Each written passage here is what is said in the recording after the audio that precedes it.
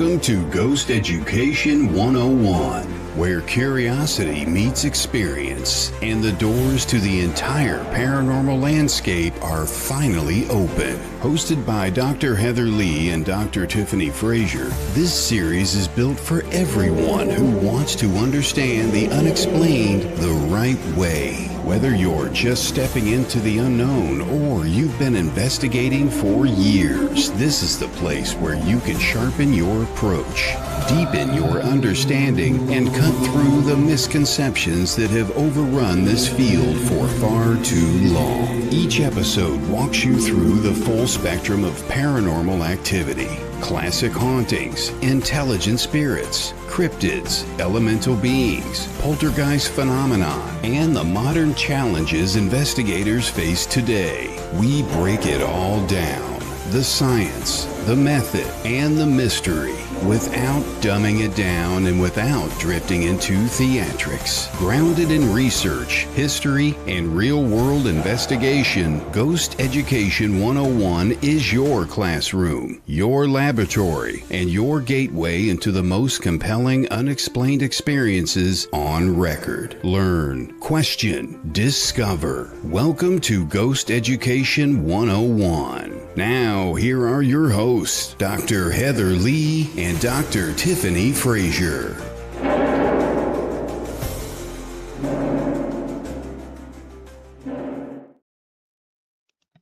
Good evening, everybody. Welcome back to Ghost Education 101. I am Tiffany Frazier, and I am solo tonight. Heather could not be here. She had an injury, and so we are sending her good thoughts and healing energy and hoping that she feels better soon. But we still are going to do this show, and tonight we have somebody very special and fun to chat with us. We're going to just go ahead and get started right away with Hi, everyone. Bobbie RezNeck, or you said people call you Rez. Yep, RezNeck has pretty much been shortened down to Rez. You know how show Got business is. You got to shorten the name somehow. Awesome. Well, thank you so much for being on the show tonight and welcome. So first I want to just kind of introduce you to the audience, and can you tell us who you are basically and what got you started in the paranormal? Okay. Well, I'm Bobbie RezNeck Calkins, otherwise known as Rez. I'm a member of the Stockbridge Munsee Indian Tribe, Band of Mohicans. I'm a paranormal investigator, cryptid investigator, and a certified psychic medium. That was new to me. I didn't know that. Okay, awesome. Yep. I'm certified through the Independent Spiritualist Association. Let's see what else is there about me. For those I don't know, I grew up in the spiritualist religion. Both my parents were ministers and mediums. And as a young child, I was able to do readings and stuff like that. But when it came to time to go to school, they wanted me to have a normal childhood. So they kind of folded me back up, glued the third eye shut, and I kind of been battling to open it up all the way ever since. Oh, wow. Okay. How interesting. And, for so many people, especially us who are in the paranormal field, most of us have had like that one instant, that one experience that happened to us. I know for me, I did. And that just kind of sparked something inside of us. And we were like, this is what I need to do. Did you ever have anything like that? What actually got you? What made you say, this is what I'm going to pursue in my life? I kind of was born into it. With being a member of the Spiritualist church growing up, I knew there was life after death. I knew spirit communication, so it was part of the religion. And then for a lot of years, I spent watching the shows going, oh, I could do that, or call up bullshit for the ones that were actually overplaying it. And it finally took one day, I was sitting there watching a show, and my buddy was watching it with me. I'm like, that's BS. He goes, if you're so good, then why don't you do it? And pandemic rolled around, and I'm like, you know what? My kids are getting big enough now. I can start doing things for myself, have my own hobbies again. So I decided to reach out to some friends of mine that knew I had a team that had a reputable reputation, and kind of went full force from there. I've actually was, like I said, I was kind of born into it because one of my earliest memories of my dad was, with him being a minister, he was called out to a house that was having activity. And being a medium and a minister, he goes out, and he actually had to drag me with that. I Mhm. remember sitting on the couch and these people explaining to him what was going on, and actually had videotaped some of it. And I remember him going back then. They had, like, it was right around Christmas time. They had like a blue or a green light they had in their hallway. He goes, "Nah, use a red light. It'll show up better." And look, Mhm. nowadays we use red lights, don't we? So it was kind of cool. Right. So yeah, living in houses that were a lot of spirit activity and stuff like that, I was kind of, like I said, I was born into it. It just Mhm. came second nature, and just was a matter of time till I could actually dedicate myself to this and actually do it. Yeah, awesome. Okay. Now it's so interesting that you grew up in spiritualism. I actually, and I believe everything happens for a reason. Spiritualism was actually introduced to me um, within the last year, I would say. I was contacted by Mhm. somebody and they were having issues. And the second time I spoke to them, it was revealed that family members were practicing spiritualism, and I had no idea what it was. I had not heard of it, so I had to do a little bit of research. And there's with what this person was describing, it was not good. I'll just say that. There was Right. not good stuff happening. I really wasn't able to help this person. I gave them some resources and they kind of dropped off the radar. Um, but from what this person was describing to me, can you tell us, have you come across any misconceptions in spiritualism Oh yeah. and what they are, and do you want to clear them up? Yes. Well, the biggest thing is a lot of religions say that communicating with spirit, you're not Right, communicating with spirit, you're communicating with demons or devil, or right. say what, and that's not even the case. It talks in the Bible about spirit communication. That, spirit has spoke to many different of the apostles and other people in the Bible, and that wasn't just the Creator or God speaking. That was spirit. Right. And another thing that people, with the negativity that people had, was there was a lot of people out in the old days that were faking what they're doing. So you got the charlatans, you got that dark concept. That's not even the case. Spiritualism is a philosophy, a religion, and a science. So it's all three of them wrapped up in one. And we use the Bible as a textbook, and Mhm. that's what we study and what we learn from. So, and we all believe in Jesus. We believe in God. We believe in the proper things that religion teaches us. But we Mhm. also go that one step further, saying, okay, well, like the walls of Jericho. We'll use this example. They came crashing down because, God wanted them to. In all reality, yeah, God told them to go ahead and stop. And it wasn't because of God wanting them walls to fall. It was the vibrations that the stomping in unison through the ground created them walls to fall. It's Right. science. Yeah. So you take what science, what religion, and the philosophy behind it, and you mold it all together to come up with an infinite answer. You don't see a lot of religions that will incorporate the science behind it. No, Like that's something that's pretty cool because you don't come across that very often, if at all. no, and you always got to keep an open mind, Mhm. especially in the Yeah. world that we live in and the things that we deal with. If Mhm. you walk by closed-minded, then Mhm. everything's going to pass you by. Most of our children, when they're born, their third eye is open still. A lot of Mhm. times when they say they see something, they're actually seeing and experiencing it. But us as adults and as parents, oh no, that ain't real, or that's your imaginary friend, and basically you brainwash that out of them. Yeah. Yeah. And that's a sad thing, because if we actually all took the time to believe in it and to work with it as humanity, we'd progress even quicker than we already are. Mhm. Mhm. Now, is spiritualism, is that the same as the spiritualist kind of movement at the turn of the century? That's where it kind of started. Yes. Okay, okay. Just want to make sure I'm Yep. understanding it. Okay, awesome. Cool. So do you still practice spiritualism or Yep. do you kind of do you do? Okay. I do. I actually kind of meld a little bit of everything together. I take my native side and a lot of the beliefs I've learned through that. I've Hmm. taken my belief in spiritualism, and what resonates to me is what I keep to my core Yeah. and what feels right.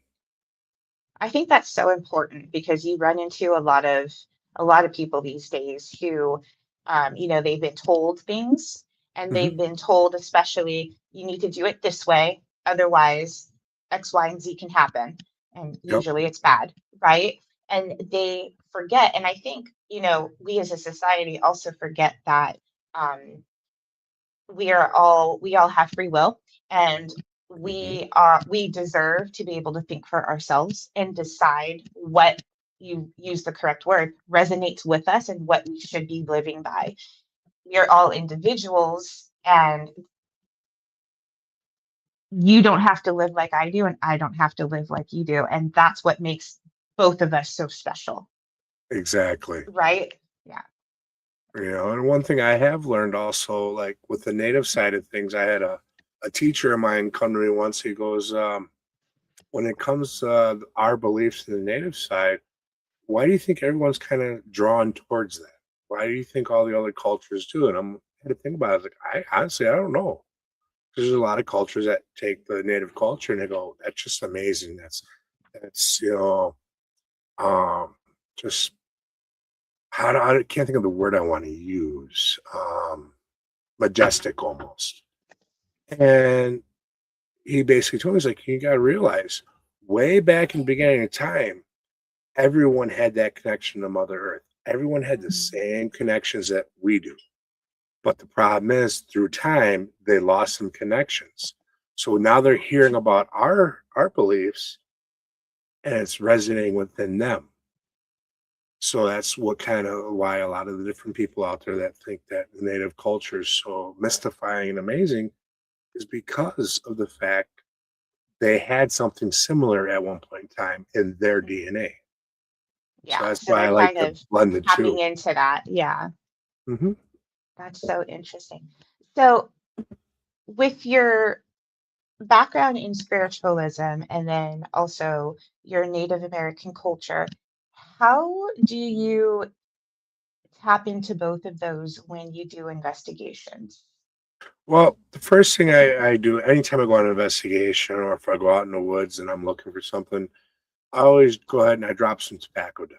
Tobacco is one of the most sacred things that the Creator gave to us for honoring and stuff like that. So I drop tobacco down and go say, hey, I'm here to speak with you. I'm here to give you a voice. I want to hear your story. I'm here to honor you. Hmm. So, and to interact with you guys, and, lay it on me. I'm here to Hmm. interact. I come in peace. So Hmm. that's what I bring from the native side, because that's kind of how they do things. And from the spiritualist side, I go, hey, I'm an open channel. You can speak to me, put thoughts in my head, communicate with me however you choose to do this. I can feel you. Let's make something happen. And that's the medium side of things. Hmm. Hmm. So my own personal theory is there are a lot less demons walking around than people would like to believe. Hmm. We have evil people, and when we die, we're basically those people without bodies. You Yep. don't just magically change. Nope. Um, so when you go into investigations, when you go into places, what do you do to protect yourself? Because, like you just said, you're an open channel, and Yep. that can be dangerous. So how do you go into a place and protect yourself, not specifically from a demon, but just from, you know, a jerk who was terrible in life and is still doing terrible things in the spirit world?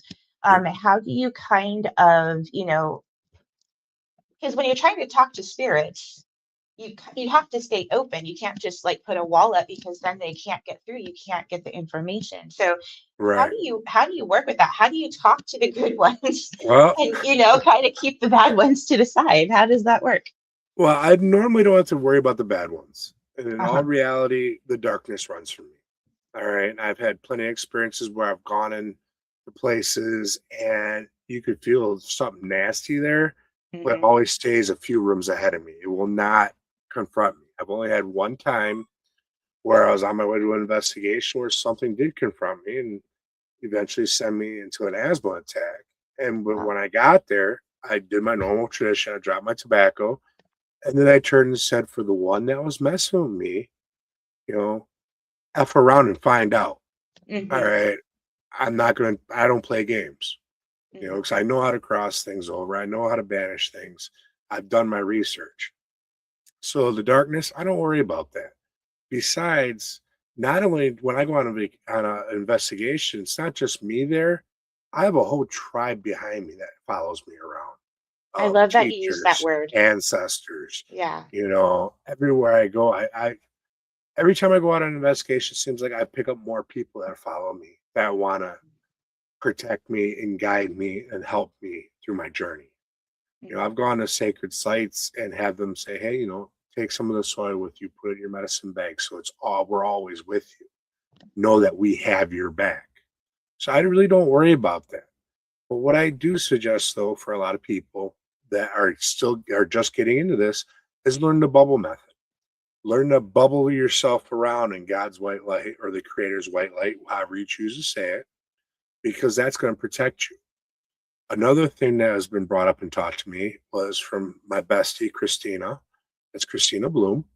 She uses the trailer hitch method. The little silver balls have done more damage and hurt more people than anybody on this planet.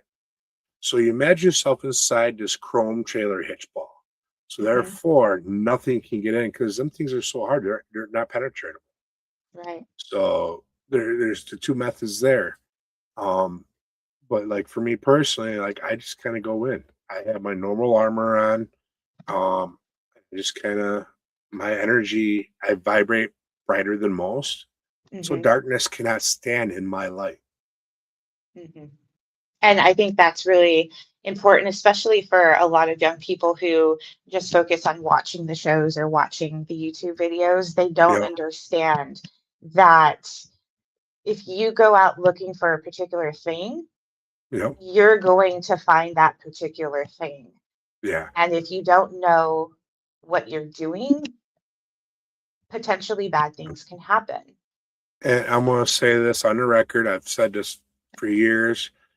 If you're getting told over a spirit box it's a demon, I call BS.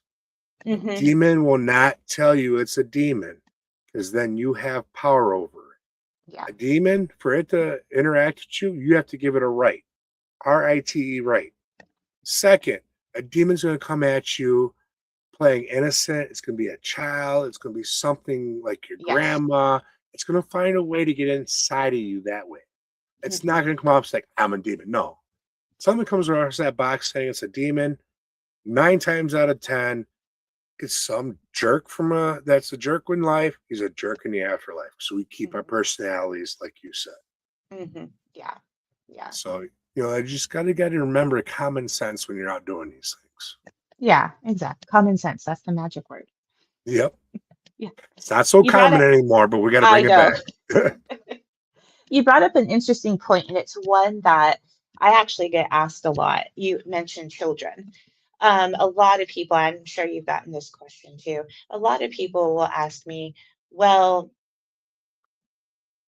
how can how can children spirits exist here on earth? Why would God be that cruel? Basically, is the question. And well, I want to hear what you think. first off, if that child doesn't have an understanding of crossing over or is scared when it comes that time, they can be stuck here. Mhm. And then you have some that do cross over, but it's so much fun when they're here, they want to come back. I know of a location here in Wisconsin, Broadhead Manor. Tons of children are there. They're amazing. They're fun. They're bratty little kids. But you know what?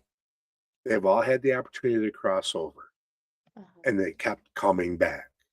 So it Wow. means that had to been a spot where they were happy. They enjoyed Yeah. it. They loved hanging out with their friends and they love hanging out with the investigators. Mm-hmm. You know, I've been there so many times, it's unreal, and you always get different things.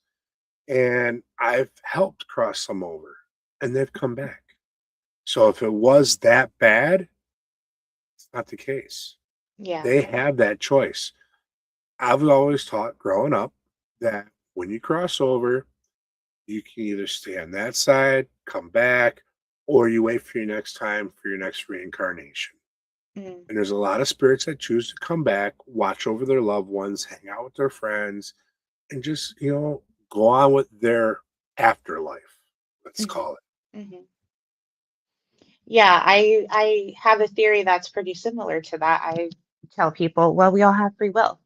And Yeah, it doesn't matter if you're a child, you still have free will. And you brought up a very good point, one that I haven't thought of yet, and that is um, maybe they like it so much they went, but yeah, they just want to come back, and maybe they're going back and forth. We've taught some clients that too, yeah, and kind of explain to them that what you can come back. You're not just like in a different realm, and okay, that's just how it is. They come back because, like you said, we see it yeah. or we W experience we it. experience it all the time. Yeah. So it's really interesting how people forget that this concept of free will, that it exists and Yep, it's real for every single being. exactly. Again, we gotta have open minds. Not everyone Yes. has that. Yes. You know, that's the hardest thing, and once we let go of all these man-made concepts and, then we can actually look at the Hmm. bigger picture. Yeah. And you start seeing where, yeah, someone might have crossed over. How many times have someone had an experience with, oh, let's say like a grandmother coming back and looking over a newborn child or looking over you, Yeah. or experience their mother who might have passed on a few years ago coming back to, you smell her perfume out of nowhere and that Hmm. perfume's never been in your house. Hmm. How would that be possible if she didn't cross over and come back? Yeah. Yeah. Definitely. You know? Bill Walter says, just a bunch of grouchy old spirits. Yep. Bill's actually owner of Broadhead Manor. I was just Is speaking. he? Okay. Yes, That's one I need to amazing put on guy. my list. I'm going to put it Yes, on my list. he Yeah. is amazing. He's a very good friend of mine. I consider him a brother. Love you, Bill. I see Caroline's in the chat. Hey, Caroline. Hey, Kimmy. Anybody else I might have missed here? Caroline's a good friend of mine from the Spiritualist Church down in Illinois. Protection from the influence of negativity. I believe so. Yep. Yeah. Mhm. Let's see. And, Hey, Rick Wade. I haven't met oh, you yet, sorry, buddy. Looking forward to it. Let's see. Here we go. Caroline. I've always told my kids I will be back. I've told them the same thing. I've also told them to record my dying process. My son and I do investigations. That's awesome. Yes. Hey, I take my youngest son out with me now. He's gone on a couple of investigations. He's learning. I've actually had some adopted family of mine that's been going out with me now that I'm more of an independent. So it can be a family thing. Yeah. Kimmy says, I love the name, Kimmy Corpse. I'm coming Yes. back to seeing 99 bottles of beer on the wall and haunt some people. Good All luck, guys. right. Thanks, Kimmy. I'll know it's you when I hear it. That's awesome. That's awesome. You brought up a pretty an interesting topic there that you take your kids. My daughter wants to go. She's Okay. almost 14. And I'm like, you're not ready. You're just, Right. I'm her mom. I know her, and I know Yep. right now she's not ready. But it's kind of hard because she's constantly asking questions, right? And so Hmm. I'm trying to explain the best I can do is just like the scientific side, and she's Right. used the equipment that I have and stuff. And I've shown her how some of it works. But it's hard when you don't have that hands-on experience. And she's asked me a few times, she's Yep. like, when can we go? When can we go? And I'm like, not yet. Just, not yet.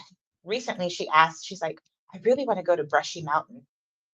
And she Oh, wanted to that's do on like my bucket list. I did it a year and a half ago, about, Okay. and it's intense. It's, I mean, it was a ball. I loved it. I would love to go back, but I told her, I said, if we go, we're just going to do the daytime walking tour. You are not That's ready to do that kind of investigation.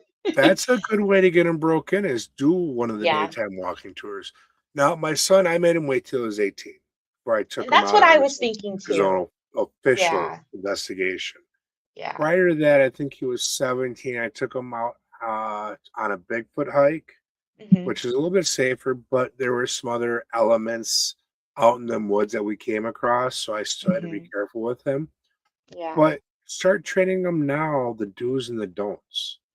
You Yeah. know, Yeah. there are some locations that are very safe to investigate, and that's where I'd take them first. I wouldn't throw them into the deep end. Um, one of the places I think is one of the safest places to investigate is the an all haunted church down in Cicero, Illinois. It's the Evangelical Church, Okay. and it's actually one of the churches I grew up in. It was the parent organization to my parents' church. All Okay. right, so and it used to be an old funeral parlor. There's nothing bad there. It's all friendly, and there's been a lot of spirit communication done there over the years. There's a lot still there, Hmm. and that's a place where I'd take any beginner in a Hmm. heartbeat, hands down, so they get their feet wet. Another Yeah. spot that I feel comfortable with taking newbies to would be out to like Broadhead Manor.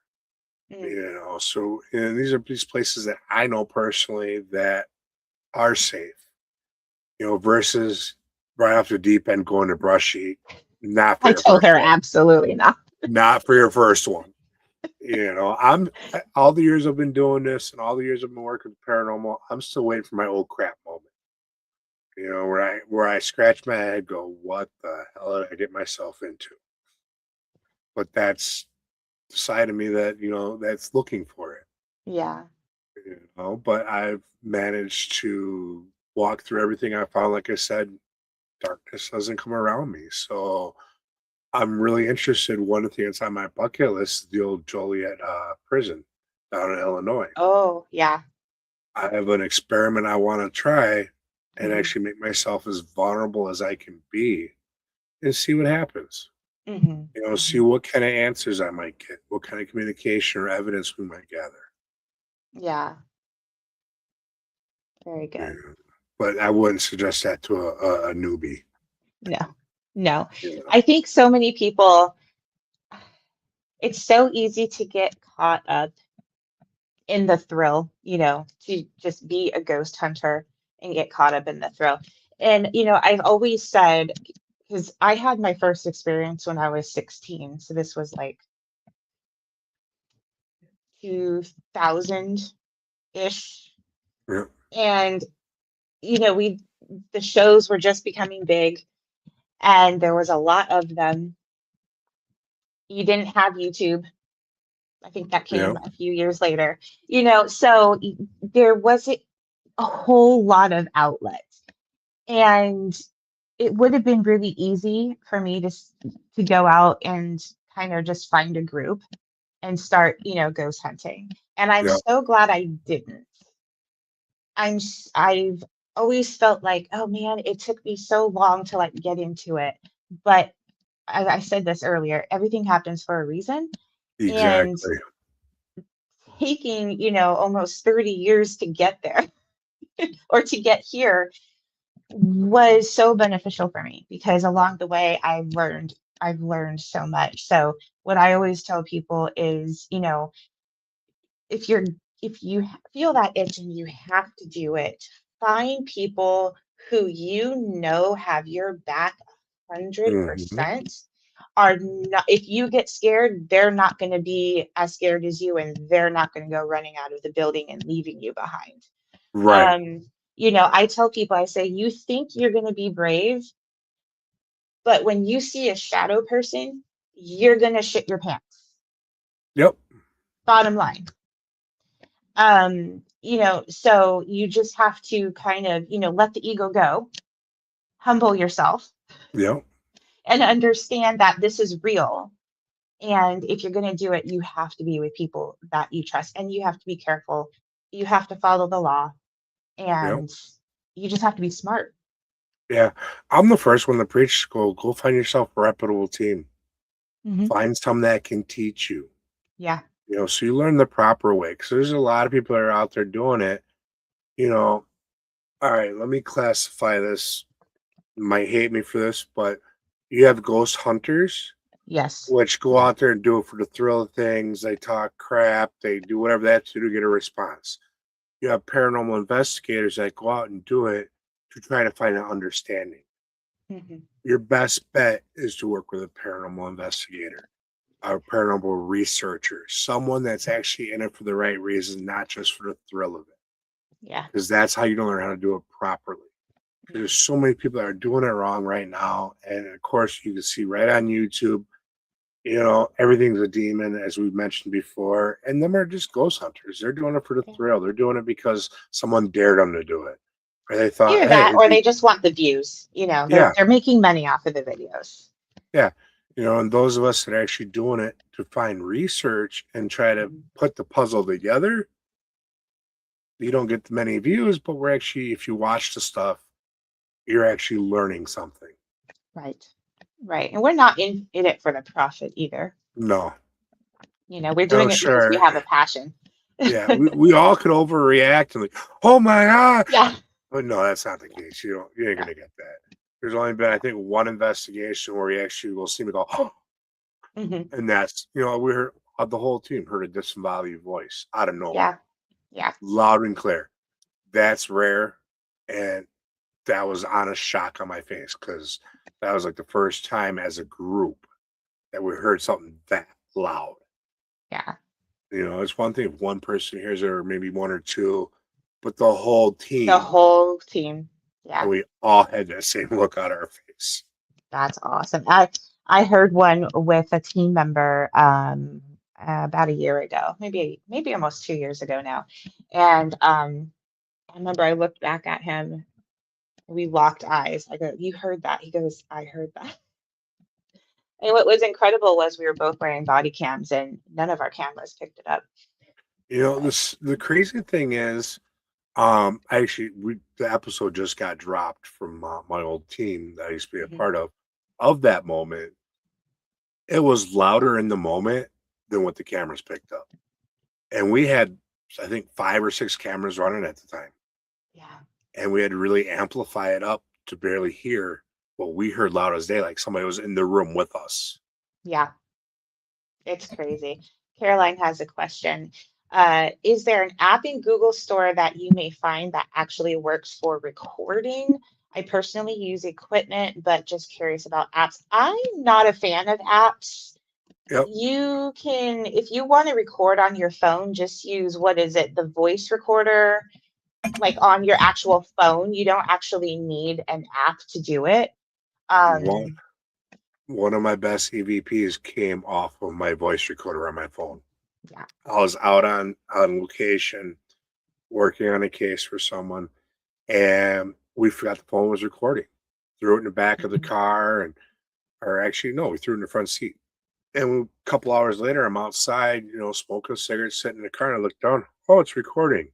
And at that time, I was smoking a cigarette. I'm speaking to the spirit, going, I wish I could have got some answers for you. And I was really hoping to help solve this case. I look down, I see it's recording. I hit stop, I back it up, and clear as day, I have a little girl's voice on there, just right off Wow, my phone. You that's know, cool. it is. If you want, I could probably dig through the phone and find it real quick for if you wanted to hear it. That would be awesome. Hold on here. So yeah, Well, keep while you're asking doing away. that, Anton has a question. He says, Rez, do you hold with the theory that spirits exist on a different dimensional frequency plane?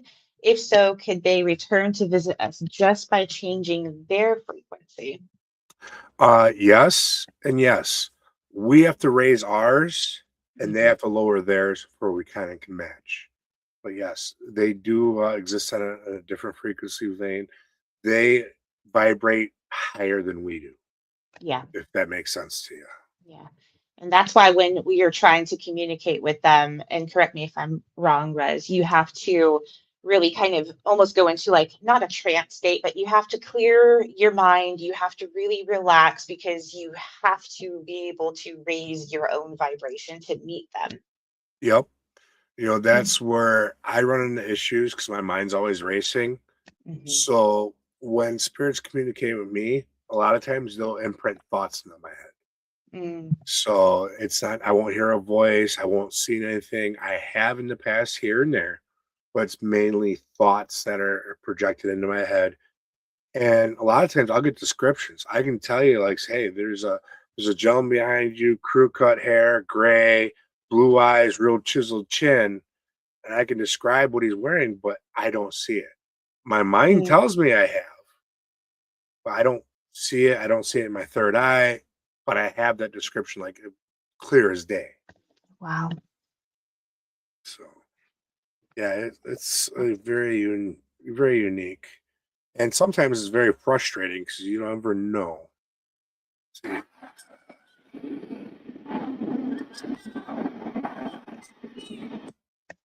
Yeah, one I more heard time, that. one more time for you guys.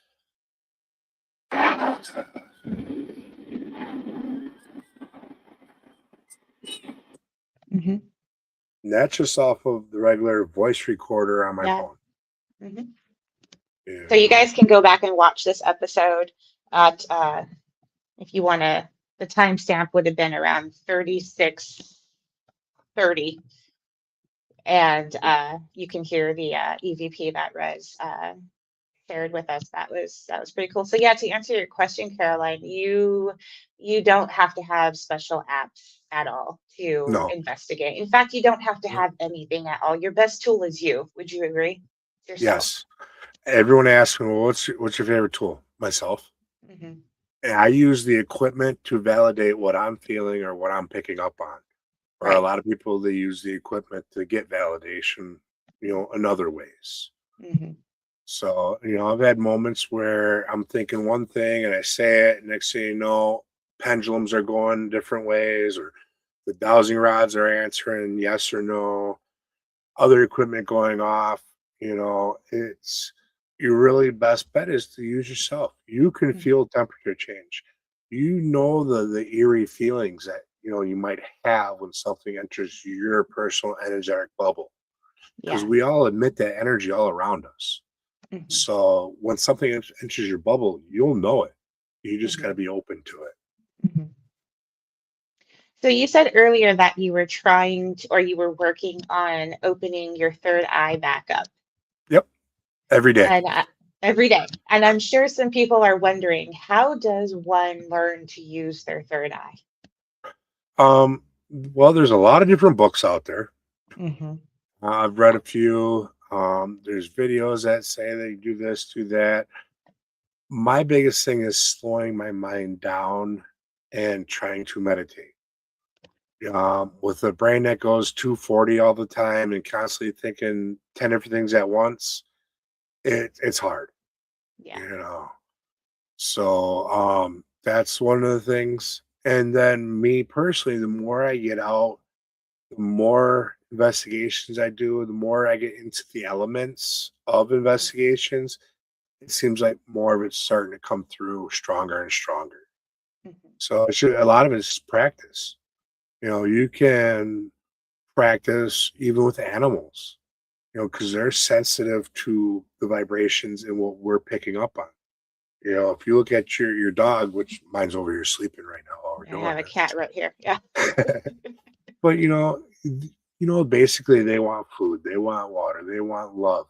But when you look them in their eyes and feel what they're looking for. And Mm-hmm. that's a way to kind of open up. Do it with your friends. I'm sure you've done it in the past and I didn't realize it.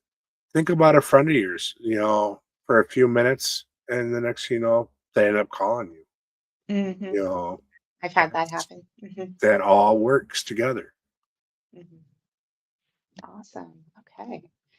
Um, so I heard that you've done some Bigfoot research in the Yep. past. And Oh yeah. you've mentioned it a little bit since we've been chatting. What are your thoughts on Bigfoot? Is he real? Is he not? Yes. Is okay. All right. Yes, Bigfoot is real. Okay. I think he's interdimensional, so he can swap between the two planes. Okay. First off, the reason why I'm so wholeheartedly believing that Bigfoot's real is in our culture, the Native American culture, we didn't talk about things just to talk about them, not like today's culture. If Mm, we had stories about it, it's a lesson in it or because it happened. All right. So in every Native culture, there's talk of the big hairy guy, yeah. whether his name's Sitonga, Nante Nook, Sabe, they're all in these cultures from natives all across, Turtle Island, which is known as Mhm. the United States, by the way. And so for us to all have this in our culture, in our lore, something had to be there, you know. And then with experiences I've had, I've been out in the woods and I've heard knocking. I've heard like giant footsteps and nothing show up on camera, nothing show up on thermal. And when you go into the woods and you look for it, there ain't no evidence of anything. So how do you explain that? Yeah. Um, I spend a lot of my nights cruising around the old logging roads up here and logging trails to kind of see if I can get a chance crossing. Because that Mhm. seems like where everyone catches them the most is at one chance crossing. I've done a lot of research up in the UP, Upper Michigan Peninsula. Um, yeah, it's just I think he's out there, and then also I think what he does, I have a theory on that, is he raises his vibration. That's how come you see on these shows where they'll see something 1 second on the thermal Mhm. and then gone. All right, I think what happens is he raises his vibration up to a higher vibration that we can no longer see it or even um can't see it, can't experience it because he's on a different plane at that point in time. Right. Yeah. You Yeah. know, so definitely, I'm a big believer. So that theory that Bigfoot is interdimensional, I know is Mhm. becoming more and more popular because Yep, I the know for woo camp. years, yeah, I know for years people are like, well, he can't be real because we haven't found any bones. There's no evidence. And then people are like, well, maybe they bury their dead, but there's still no evidence, Yep, So I mean, with everything else that we're finding these days, I mean, the first thing that comes to my mind is Skinwalker Ranch and everything that they have found out there. hmm Um, scientifically, interdimensional beings, yeah, sure, like yeah, why not, you know exactly. Another thing I have a theory of is I'd like to get together with a lot of different tribes out in hmm their original area where they inhabited back in the old days, and find someone to go out in these woods and speak the native tongue. mm, For the simple fact is my friend of mine, Mr. Barry Webster, he's Omaha Indian. They do Bigfoot walks out there, and when the elders told them, because they went to the elders first before they went out there, because mhm, all of our say, don't go mess with Bigfoot, you leave him alone, protector of the woods, or he's out there, just you don't mess with him. We don't interact with him anymore. He went, him and his, I think it was his son and his brother, they kind of went to the elders, say, hey, we want to go look into this. mhm, And his elders told him, well, you speak Omaha to them. Speak Omaha to Bigfoot, he'll understand. That mm, got me thinking. Then I heard about some girls that were Ojibwe that were up on a Bigfoot hike, and they were trying to call the Bigfoot and all that, and they had an EVP recording of someone speaking Omaha back to, or not Omaha, but Ojibwe back to them. oh So wow, that puts me on the theory going, well, I wonder if you take, for my people, anything out in New York and the Massachusetts area, we went out bigfooting out there, and someone was able to speak Mohican into the woods. If would we get a response back? So, and I have a feeling that yes, we would. I hmm think that Bigfoot to its territory would understand the languages of the original people for that area. Mhm. Because we used to walk hand in hand with them, according to the old stories. Mhm. Mhm. So, should Bigfoot be feared? No, Okay. um, as long as you don't bring anything bad towards them, I think you'll be Right. fine. Right. You know, it's no different than coming across a bear. I'm not scared of a bear. Mhm. You Mhm. know, you don't give it a reason to attack you. You don't do anything harmful to it. You'll be fine. Mhm. Mhm. Mhm. So, I'm interested. As you've been talking, I've had these thoughts go through my head. It's so interesting because it kind of makes you wonder, was Bigfoot on this plane to begin with, or was it always interdimensional? And if it was on Earth's plane, what made it become interdimensional and why? Well, if I was to take just a stab in the dark at that one, I haven't really thought too much about it, but I think always interdimensional possibility that they use more of their brain than we do, considering we only use a small portion of our brain. Mhm. Who's to say they're not using more of it, which how they're able to raise their vibrations to change the dimensions. Mhm. If we're able to unlock our true potential by our whole brain, who knows what we'd be able to do. Right. There's talks, there's things that say that man could levitate things with their minds. Mhm. You know, who knows? If we ever figure out how to use our full brain, we might be able to do the same thing. Mhm. And I know a lot of people often associate when you mention using your full brain, they're going to automatically think about speech and complex problem solving. But if you're using the whole part of your brain and not the other parts, that could be just as beneficial Yep. as using all the parts that create speech, music, art, things like that that we've kind of adapted to do. So perhaps they're just hopping into some spot in that brain and they're using much more of it or all of it, we don't know, Right. in order to become interdimensional. But then you're also talking about you're bringing physics into the loop there. Right. How do you become interdimensional? Like how do you do that? Right. Yeah. Well, So that's why I love this field because it's one never que- ending. It's yeah, never one ending. question will bring up Lead many to more. There's plenty yeah, of rabbit holes. yes, Well, quantum physics, how's that work? You yeah. put something out into the universe, you feel it, you want it, you see it in your mind's eye, and before you know it, you have it. Hmm. Hmm. How exactly does that work? But it Yeah, does. yeah. You Courtney so says, Courtney says, the less you speak, the more you think. That's true. That is yep. true. And you gotta be careful because sometimes being stuck in your head can be a very bad neighborhood to be stuck in. Yeah.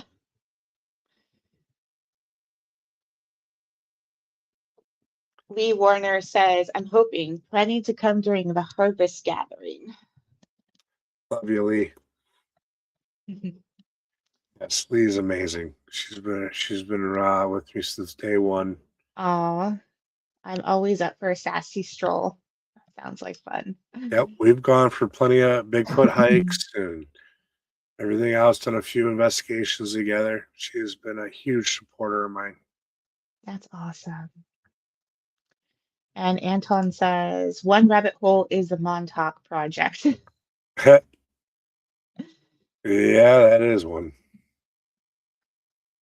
Awesome. I had a question that popped in my head and I should have written it down, but I didn't. Bring it back. Bring it I back. know. Bring it back, please. Um, So you're focusing more on like ghost, no, I don't want to say ghost hunting, paranormal investigations, that side of the paranormal. And as Yep. we've said here on the show many times, the paranormal is just an umbrella term for everything that we cannot explain with our Yep. current understanding of science, right? That is the paranormal. So with um, paranormal investigation, that's currently your focus. Um, Yes. do you, well, with everything that's going on in kind of in the paranormal world, that's something that I've been focusing. It's hard not to focus on it right now with the shows and everything. Mhm. Do you think do you think the paranormal TV has a future, a good future? And when I say that, I mean in terms of, do you see society's way of thinking and understanding shifting so that it's not so focused on the sensationalism, it's not so focused on making money for profit and all of that, but actually interested in diving into these theories and trying to find the truth? Um, yes, to a point. Hmm. What we need to do is get people more interested in the reality of it versus, like you were saying, the spectacle of it. You know, if we can get the people to actually start looking into the reality of what's going on, why is it going on, and actually opening their minds up, and actually think about what's happening around, then yeah, it'll be good. But if you get people that keep putting stuff out there just to get the views and to make it a spectacle, then no, there's no future. It's run its course. You know, how many times can you watch them go, oh Right, my God, and run away? right. How many times can you hear, oh my God, it's a demon? Yeah, No, guys, it's not. It's yeah, overplayed. yeah. But for those that actually want to go out there and do the actual research, figure out why the spirit's there, what's keeping them there, and actually wanting to give them a voice and be a voice for the Hmm. voiceless, Hmm. and actually take that caring side on that most of Hmm. our projects out there don't, then yeah, we will have a future for paranormal TV. Hmm. You know, feature some of those with the abilities that are able to go out and communicate. Don't just rely on the team and the equipment. Rely on everyone as a whole Yeah. and feature everything and every ability that's there. And you might have someone that's really good that listens to Spirit Box that can hear stuff that we normally wouldn't, that we miss, Hmm. or you might have a medium out there that is spot on that can pick things up. Feature these people and their special abilities.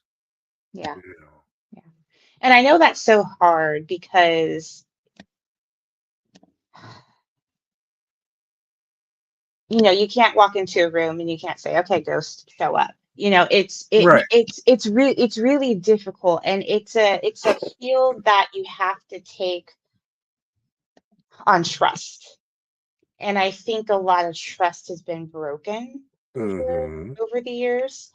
Yep. And that has been really detrimental to people's understanding, Oh yeah. because now what they're seeing in their minds, it's fact, and it's not. Like, I use this example a lot because it's a perfect example, and it just goes to show how the only word I can think of to use is desperate. How desperate people are to pass something off as truth. And I was in some Facebook group, and somebody posted a photograph. Of course, there was a child in the photograph, and they had used the marker on in their photo app, Mhm. and literally just drew a peach colored line through, and went in and was just asking, what are you guys feeling from this? Just, Yeah. you had a good amount of people saying, this is fake, you use the marker, remove it. But it took forever for the admin to get on it. I think it was up for at least a couple of days. And I just remember thinking, yeah, we have some people who are calling this person out, but you also have a whole slew of people, a good majority of them, who what it seemed like they genuinely believed that something was happening in this photograph. Yeah. So it all goes back to, what we were talking about in the beginning. You got, I say you guys, but you guys, as a society, we need to start thinking for ourselves and Hmm. logic and using logic and, process of elimination here and just really using a skeptical eye to Yes. weed out what is not true.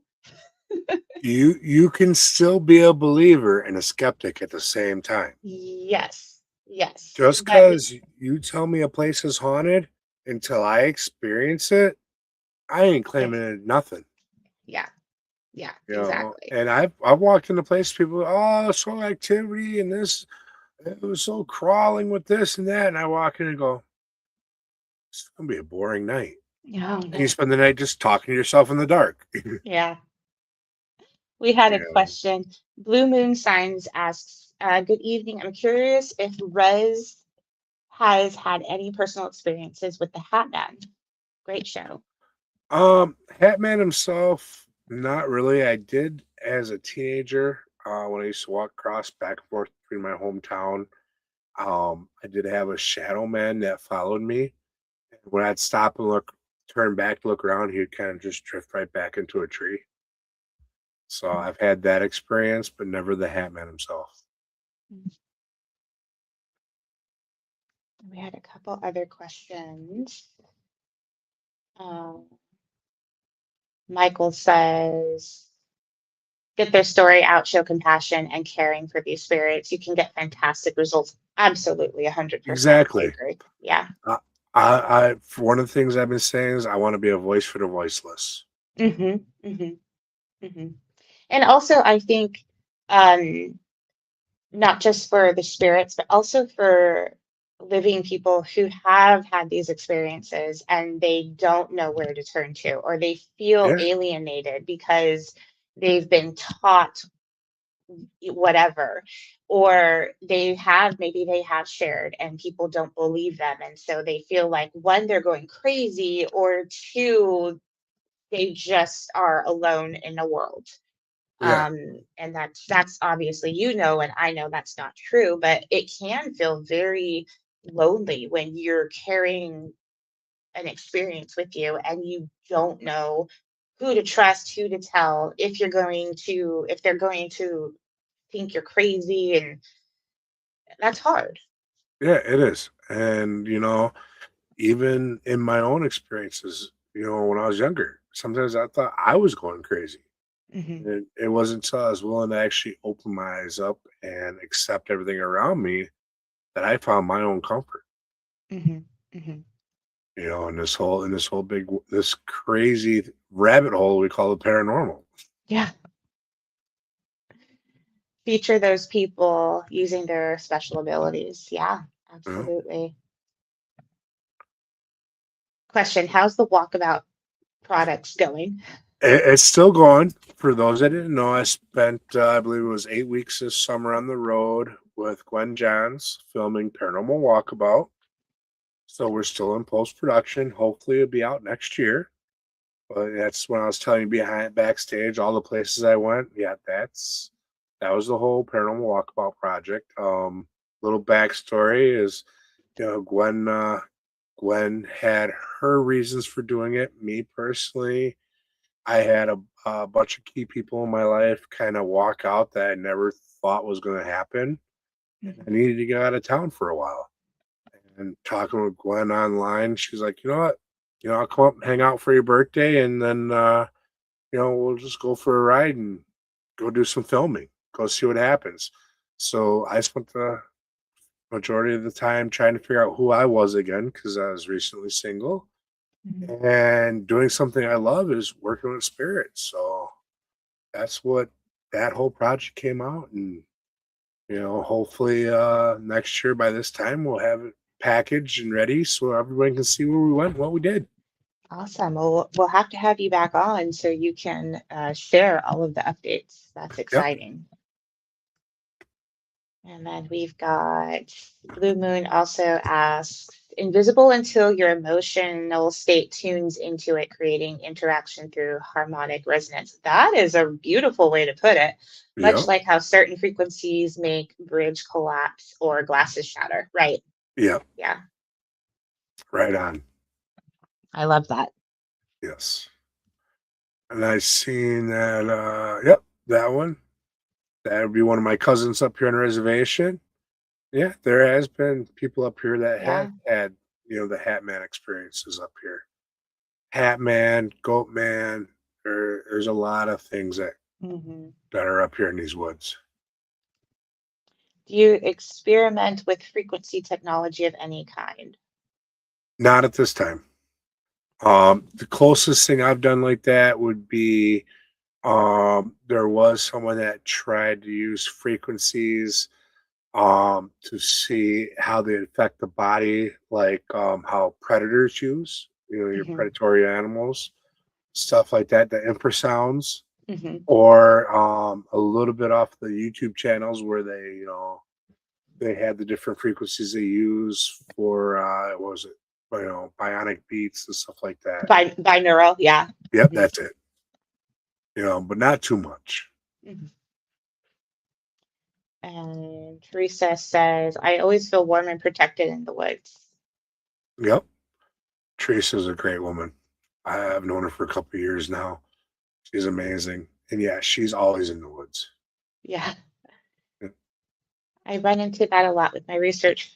Folks are scared to tell about it for fear of ridicule, but Yep. they are absolutely real. You're right. You I've know, shared on the show many times that I kept my experience to myself until I was almost 30, and it was my husband. He was the first person I told, and I kind of had to because I walked in the room and he was watching one of the shows, and on the TV they had flashed like a sketch of what a shadow person would look like, and I froze because I didn't think I'd ever see something like that again because the sketch was exactly what I saw, and so I had to confess to him that I had seen it yeah, in real life, so yeah, yeah. Anton, Tiffany, but it's hard to find people to help validation and guidance to move forward. Many are happy to just accept just a scratch as positive proof. Yeah. yeah. I knew the moment I saw it though, it wasn't so much fear, like I was scared, but it was more of I just knew deep down I was going to figure out what it was someday. Um, that's what fueled my interest in the paranormal. Did you have any experience that like triggered you and you said, okay, No, nothing really that kind of made me go, okay, I'm going to go do this. It was like I said earlier in the show, I grew up with it yeah. and calling BS on the shows or saying I could do that. And one of my close buddies calling me out, well, if you can do it, then go do it then. Yeah, That's great. what That's a made good it friend. happen. Yeah, That's a really good friend. he got tired of yelling BS at the screen all the time. Because one thing that drives me nuts is when something happens and they cut and run. That Yeah, just irritates the hell out of me. You're there to do this, and yeah. when it shows it up in your face, why are you going to run? Why Or aren't you scream your there head off. experiencing Yeah. it? Yeah, You just ask them to make a noise or knock yeah. and you're They screaming. they validated what you asked for, Yeah, and then you run. yeah. What sense does that make? It doesn't. All right. If you start knocking after I ask you to, then I'm going to start talking to you some more. I'm going to ask for other things to happen. Let's see what you can do. Yeah, Let's interact. Let's play. exactly. On the subject of cryptids a little bit more, because I mentioned Skinwalker Ranch earlier, Mhm. does your culture have Skinwalker or something like the Skinwalker? Up north here we have the Wendigo. Okay, I've heard You of the know, Wendigo. Okay. yep. Basically, a lot of it has to do with lust and a hunger, a thirst that can never be quenched. And Mm, eventually it gets to the point where it starts eating itself and eating flesh because nothing suffices that hunger. wow. Your skinwalker, that would be more of the Southwest tribes, your Navajos. Hmm. And there's certain things that they have to go through to become a skinwalker.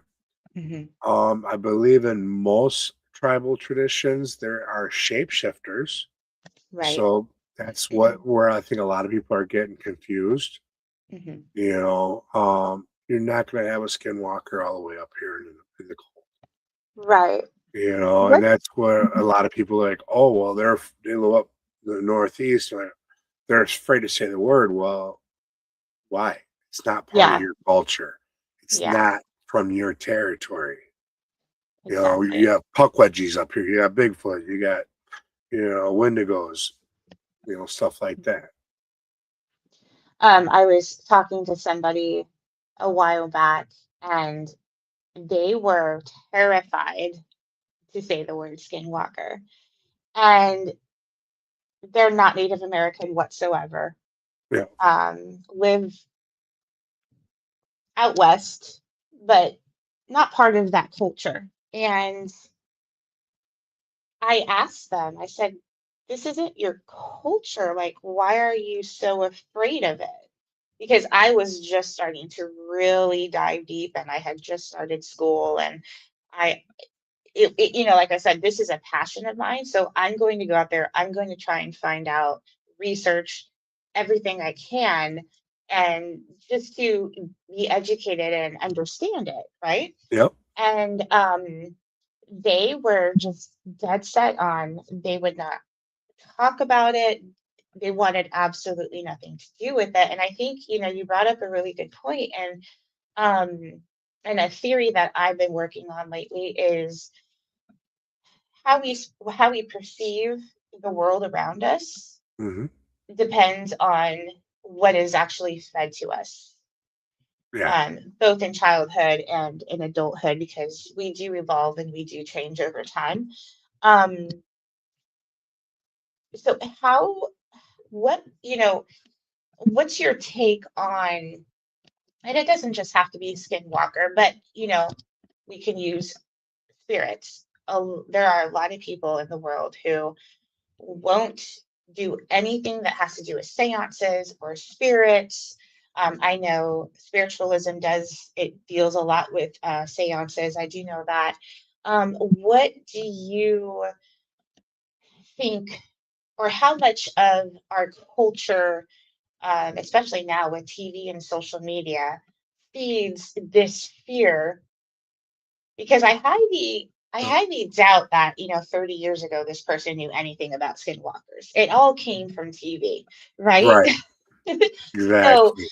how what would you say to a young person who kind of comes off as the person I'm describing, as, they're Well, getting their information off of TV, off of YouTube. They're not reading literature of past paranormal investigators who, poured their lives into this field and shared, everything they learned. Um, that can be really dangerous. yeah. First off, human ways is the fear of the unknown. Hmm. That's part of the human psyche. We all Hmm. fear what we don't know, what we don't understand. That's why there's so many people afraid about, the aliens coming down, Hmm. or why so many people are afraid of the paranormal when it's natural.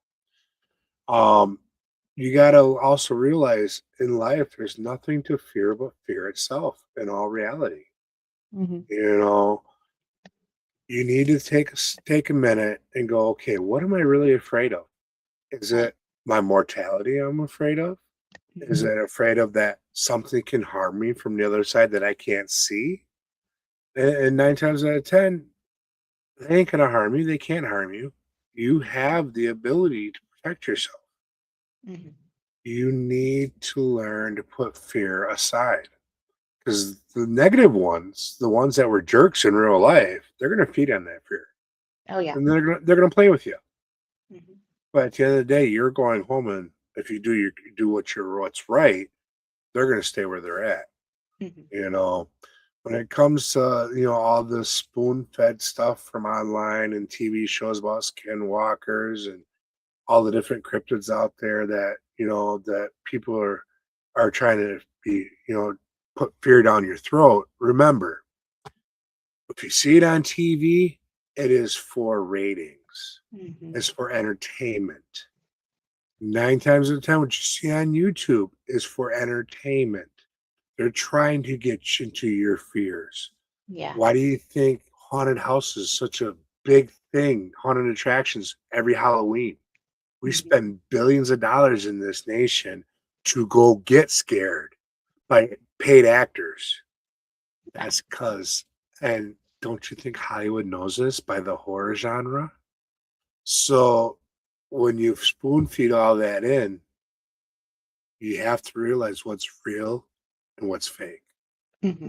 And that's the biggest thing that, with these young ones that are getting into this, don't watch your ZBs and the other people out there that go ahead and provoke and try to strike fear into you for doing this. Hmm. You want the ones that are legit, are honest, that are communicating and trying to be that voice and tell the stories and let you know about the history and the facts with Right. Again, it. So, think for yourself. yeah, We can't stress it enough, guys. no, you got to learn, and there's a lot of people that don't know these things. They just go by what Yeah. they hear. Yeah. Yeah. For sure. Does anybody else in the chat have some questions that you want to ask either me or Bobbie? Oh, we have a couple questions here. Uh, Slightly misinformed. Oh, I saw a question. Let me go scroll back, guys. Hold on. Maybe not. Maybe I misread it. Teresa says, my house is a place for my things. My home is in the woods. Yep. Like it. I like it. I like it.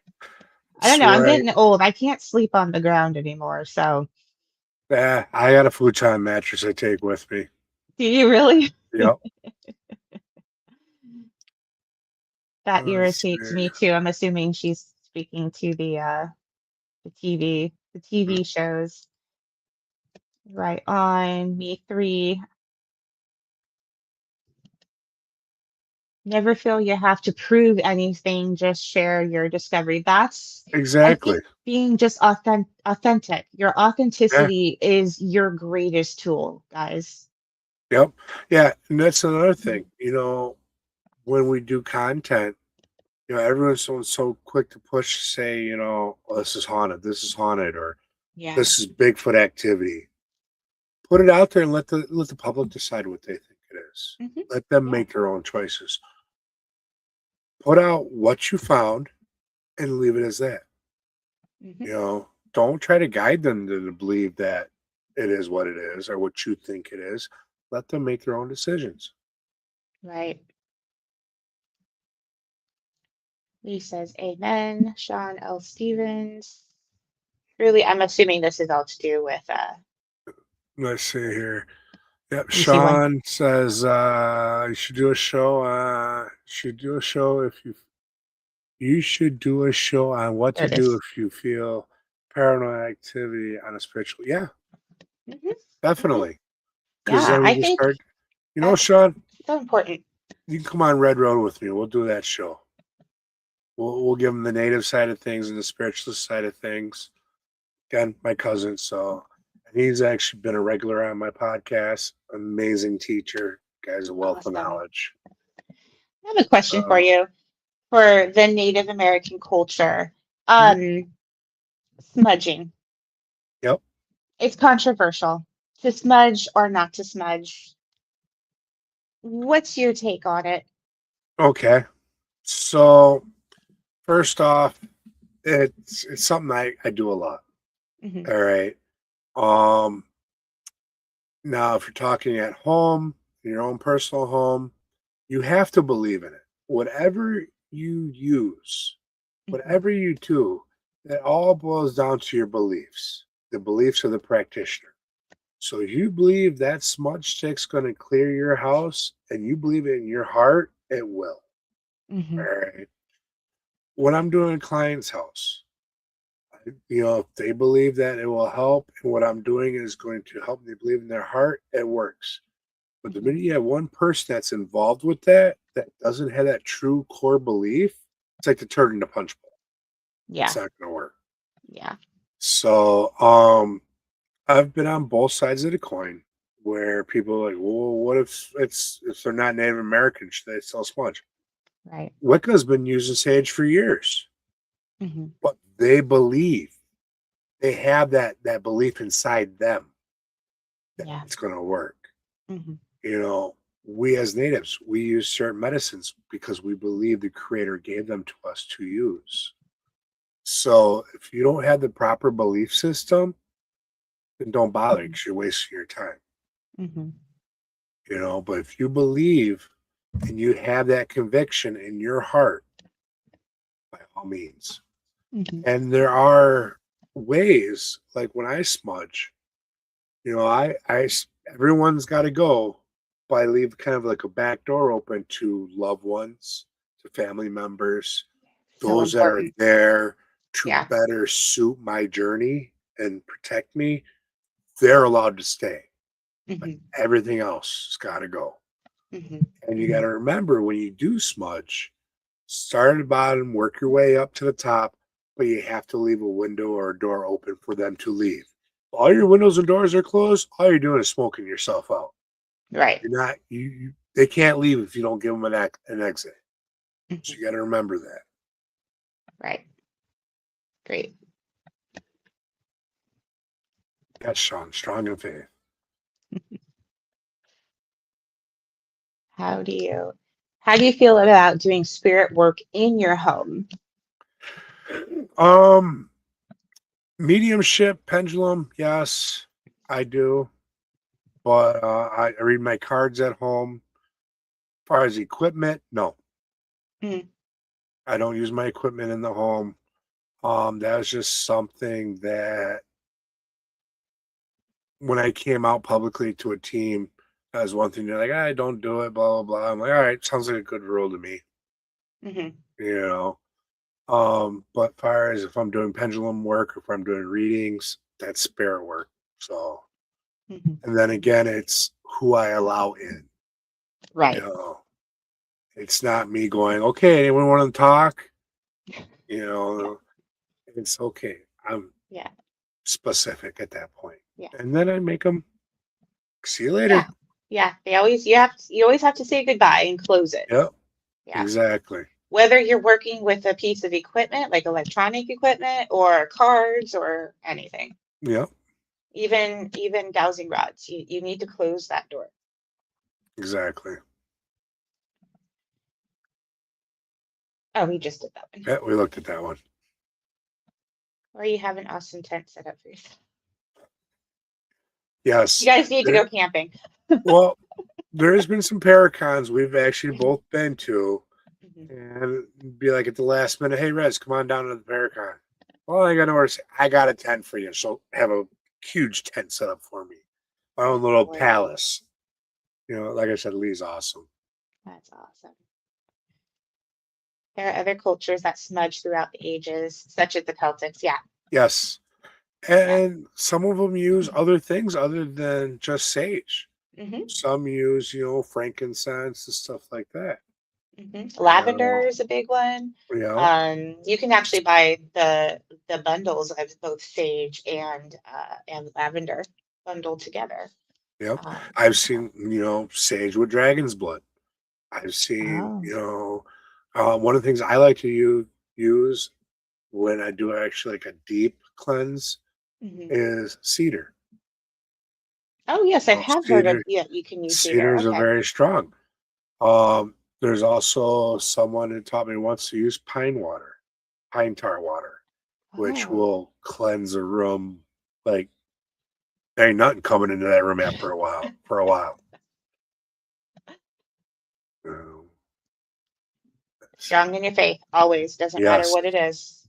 Yep. Or at least some type, just believe that there is something higher than you Exactly. and good. Yeah. Yep.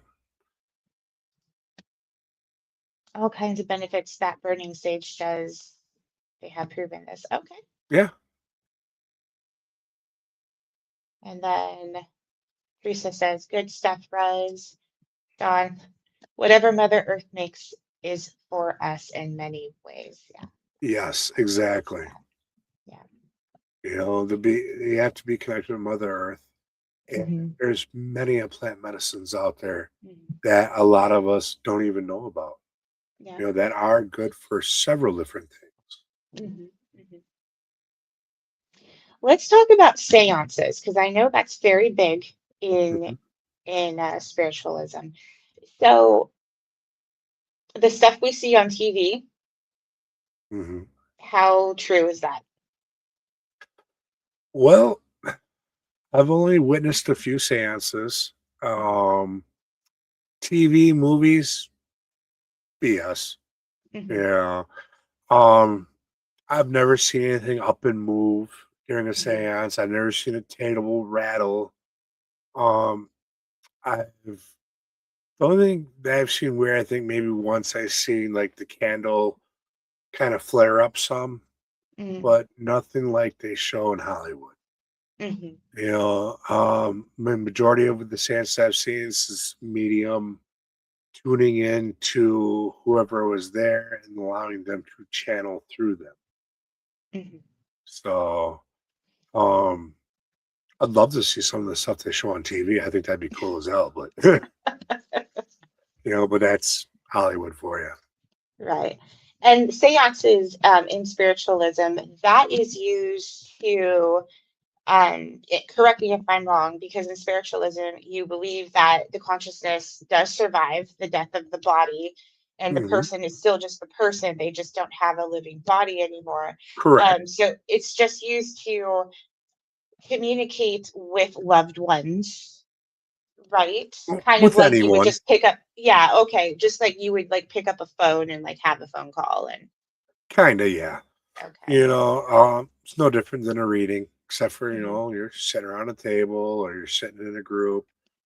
Your basic reading, is another form, Hmm. because you're communicating with someone on the other side and you're the instrument that they're communicating through to the person that they want to speak with, I see. you know. So that's pretty much basically what it is. Hmm. You're allowing yourself to be that tool for the other side to get their message out. Hmm. He says, I use sage, cedar, sweetgrass, and tobacco. Okay, Yep. that's a cool mixture. Okay. There's a lot of tribal beliefs that actually mix them. Mm. I typically don't, Hmm. but that's just my personal beliefs. So, but yeah, I use one of them at a time. And I always, like I said before, I lay tobacco out all the time for those that I'm communicating with. Okay. At a seance at Gale's, the EMF meter lit up when Gail Christensen talked about the train. Yep. Okay, there's a story there. Yeah. Gail's house. Gail has an old train. I believe it was from the early 1900s, and basically it's haunted.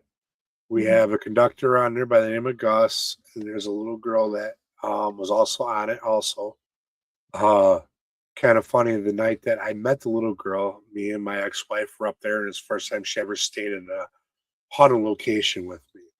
Hmm. And we're on cots across from each other. I'm sitting here laying down. It's the end of the night, and in my head, I see like this little girl kind of creeping up. Around the same age as my grandkids. And I pull the "Don't you dare!" Because I could see her wanting to tickle my feet, kind of doing one of these things. Next thing I know, not even a minute later, my ex is gone. oh, I got restless leg syndrome or something's tickling me. You know, Wow. it was funny. But back to the seance, yes. We were there with Christina Bloom, and it had to be, we were up there for, I believe it was one of the metaphysical events we were attending. We decided to have a seance one night. And when we were speaking about the train and those on the train that we were trying to communicate with, the EMF detector was going off, you know. So we were getting both acknowledgement from Christina, who was in a trance, and then the equipment that we had set up around the room. Wow. And that's the perfect example where you're using the devices to corroborate what is happening. Yes. That's the way it's supposed to be used. It's not supposed to be used when you walk into a room and it's lighting up and, oh my God, there's a ghost here because it's spiking. You know, Yep. perfect You know, example. yeah, we just got to learn to tap into ourselves Yeah, a little more and actually not rely on the equipment. exactly. Yeah. Teresa says, I had a little bump on a piece of plastic came out of thin air after a treatment with some ladies. There were four of us, and we all saw it come out of nowhere and drop onto the floor. Interesting. You know, Okay.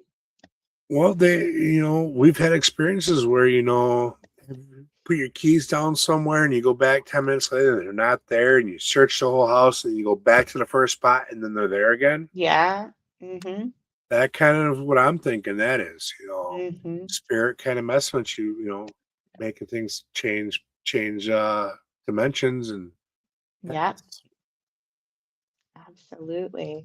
So tell us about, you've mentioned your podcast a couple of times. Tell us yep. about that. What is it about? Well, And where can people listen to it? right, Red Road Paranormal. Hmm. Originally started out with me and Christina Bloom, my Hmm. former co-host and founder. She's since retired from the show, so I have taken a huge hiatus, probably, I don't know, 6, 7, 8 months, something like that. And so I'm just bringing it back. It'll be on the All Access Television Network, right on YouTube, and you can find it on Red Road Paranormal Podcast on YouTube channel. It's all about the Native American legend, lore, culture, the paranormal and the supernatural with it, along with bringing our friends aboard from the paranormal and the metaphysical worlds, Hmm. and kind of getting to know everyone and kind of Nice. seeing where different things blend and mesh together. Hmm. And then a new feature to the channel will be anything that I do in the paranormal world, as far as investigations or any of my trips I go on. I'll be uploading content to that channel also from everything I do. Okay. And it's Red Road, RED Yep. RO. RODE. Yep. Red Road Paranormal Podcast. And what the Red Road is, it's the path, the how they used to tell you a story about the path less traveled was more Hmm. rewarding. Mm, Native culture, that's the Red Road. got it. You're walking with Mother Nature, you're going down that path, Hmm. and you're trying to be at one with everything. Hmm. Hmm. So yes. That's fantastic. Okay. Well, Bobbie, I Oh, don't have. road. Oh, is there Nope. more? Misspelt road. ROAD. Road. ROAB. Yep. Road Good. like the road. There we go. Hey Mike G, a buddy of mine there. Pop in. There it is. Okay. I can barely type my name most times, guys. So That's okay. If it wasn't for spell check, you wouldn't understand a word I say when I type things out on Facebook. I'm sorry about that. So since we're sitting here chatting, what has Yeah. been your freakiest experience ever since you've been in this field? Since I've been in the field, actually quite recently, I think it was back in November, I was investigating a house in Savannah. And my whole team was there. And nothing was really happening. The house has a lot of stories that go with it, and it seemed pretty active, but we hadn't gotten anything, as you usually do. It takes time, right? Yep. So we're all sitting, well, most of us were in the downstairs parlor, and we were doing an ITC session, so I had the spirit box going, and I was kind of crouched down, just kind of trying to get comfortable in the space because I wasn't feeling anything. And I was asking just some random questions. And I felt this kind of like sensation on my back. Okay. And I'm like, no, that's, and we always say you trust your first instinct. I didn't hear, but I was like, I can't, there's no way, right? No way. So a few seconds go by and I feel it again, but I feel it much strongly. And I feel what felt like my shirt being like grabbed and tugged up. Okay. So I grab my back and I jump up and I'm like, something just touched me. Because in my mind, I'm like, there's no way something grabbed my shirt and like tugged it up. Like, there's just no way. Right. So my first instinct was just to say, something touched me. So the night goes on. And about a week later, a team member of mine is reviewing a specific camera that we had forgotten was pointing straight into that room, exactly where I was in view, in full frame. And you can see my shirt being gripped and pulled up. Nice. And I was like, oh my God, I knew that's what I felt. And I was so excited. And some, excuse me, some people on the team were like, oh my God, the guy was going for your butt, blah, blah, blah. I was like, I don't care. It actually happened. I think he was trying to go up your shirt, second base. You never know.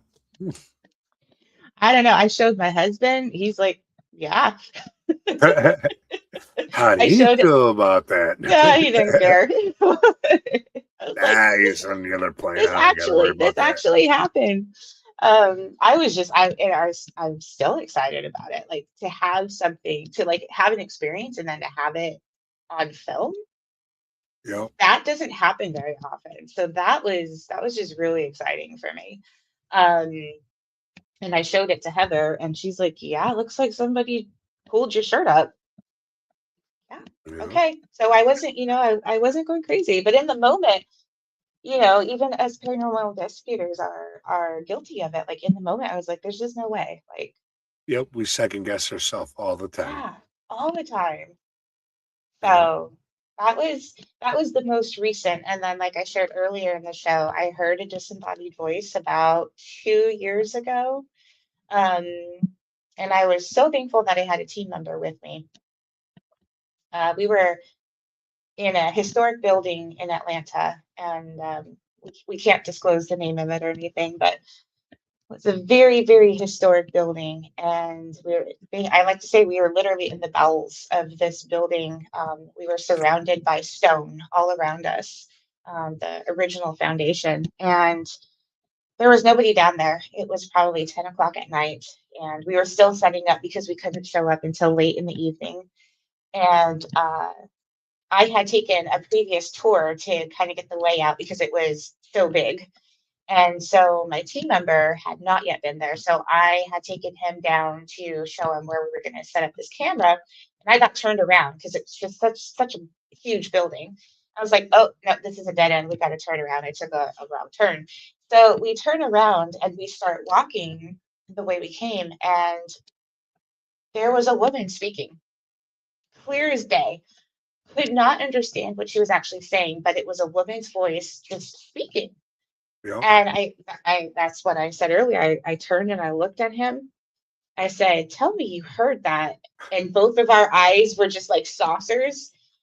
And it was hilarious because he's much more of the skeptic, Yep. but he heard it and you could kind of see the excitement in his eyes. And we both start looking around and he went this way, I went that way. Nobody was there. And I was like, we just heard of somebody. I was so excited. And I immediately got on the walkie just to make sure there was no other team members down there with us. And I was like, well, we just heard a disembodied voice. Please, somebody get a handheld down here so we could get it set up and blah, blah, blah. We didn't Right. catch anything else that night. But like I was saying, we both were wearing body cams. Um, Mine didn't pick up anything. He said, just barely picked it up. I mean, it wasn't even possible to enhance what we thought where on the the recording it was. Yeah. He said he thought he heard it, but it was Yeah. just it's one of those things where I have to explain to people, there's a theory, and I think the theory is legit, that when we receive these kinds of communications, kind of like what you were saying, they're communicated to us psychically. It's not, they don't have voice boxes, they don't have Yep. bodies, they're not actually speaking, but they're consciously, psychically imprinting their voice or thought, image, whatever it is, either into our minds or onto like whatever device we're wearing or using. That's how they're communicating. It's psychically. So, I had to explain to my daughter that we were getting psychic impressions of this person's voice. It's basically Yeah. what it was. And that was pretty cool. Nice.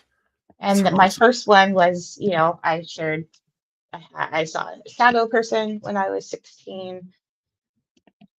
And then when I met my paranormal team, what really solidified it for me was they were doing a public investigation, and I had signed up to do it Hmm. because I knew I wanted to somehow get into this field.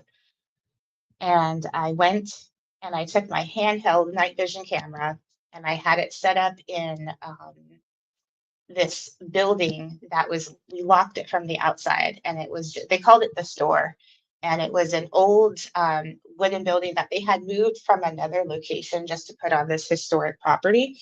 Hmm. And we had locked it because it was kind of a sketchy, it's a sketchy area, so everything was locked up.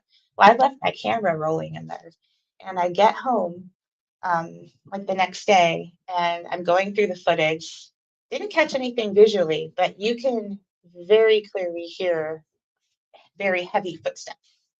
Yep. And I sent it to Philip, and I was like, tell me I'm hearing what I think I'm hearing.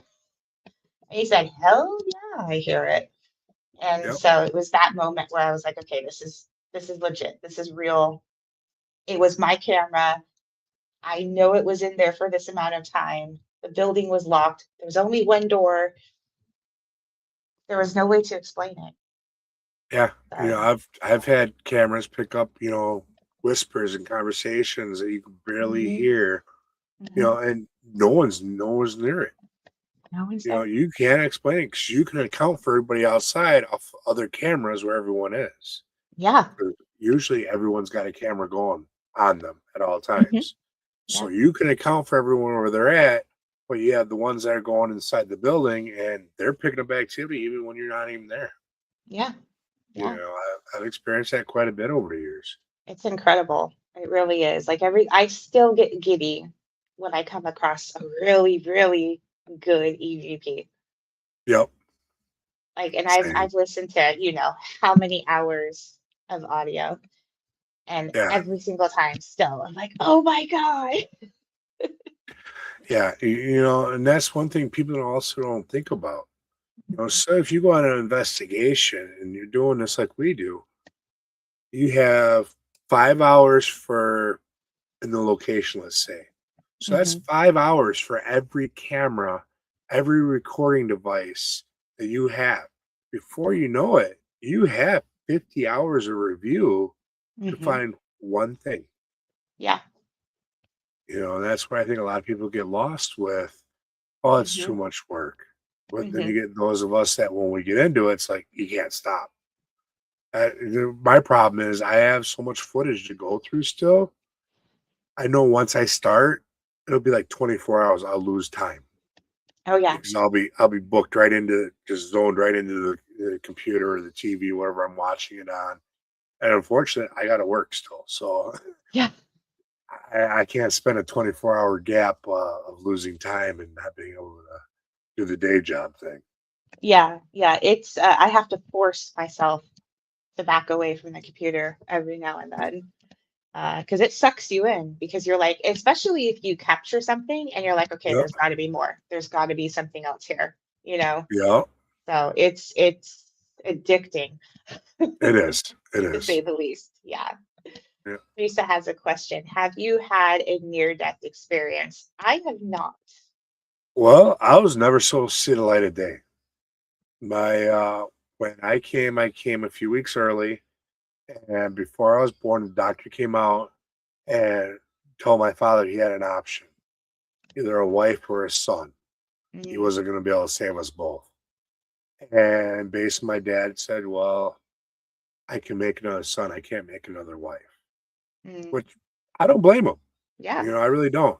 But I came out kicking and screaming, saying, "Hey, I'm here."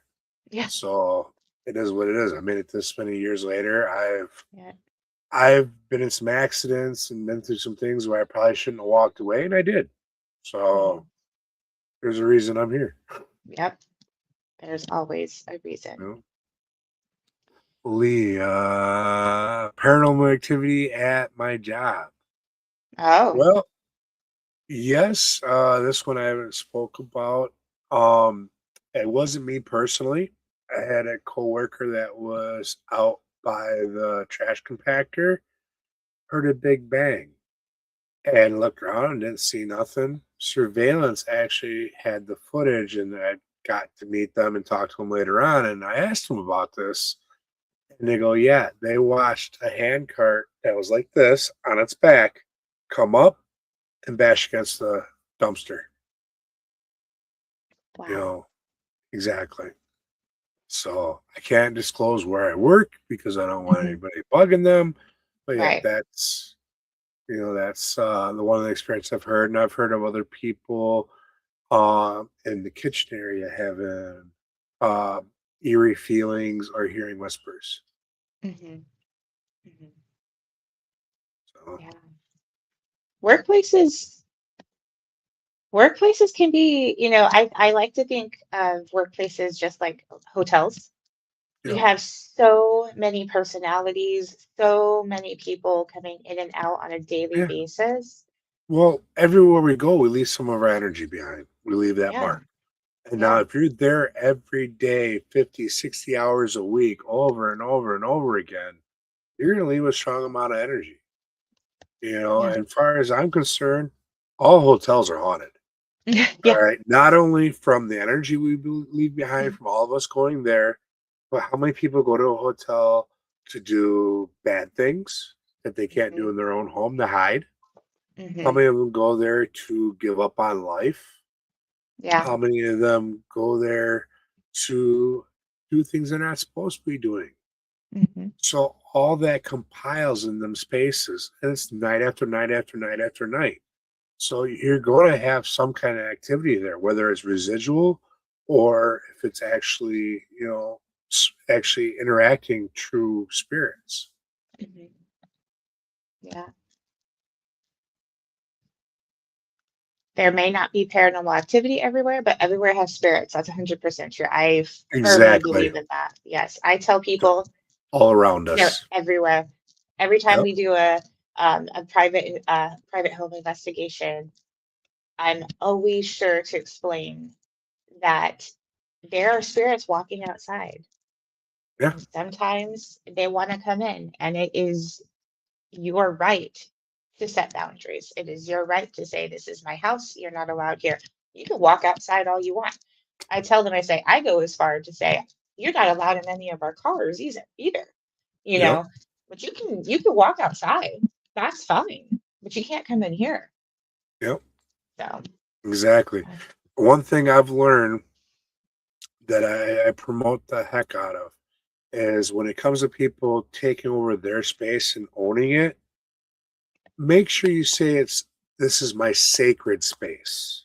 This is okay. mine. Take ownership.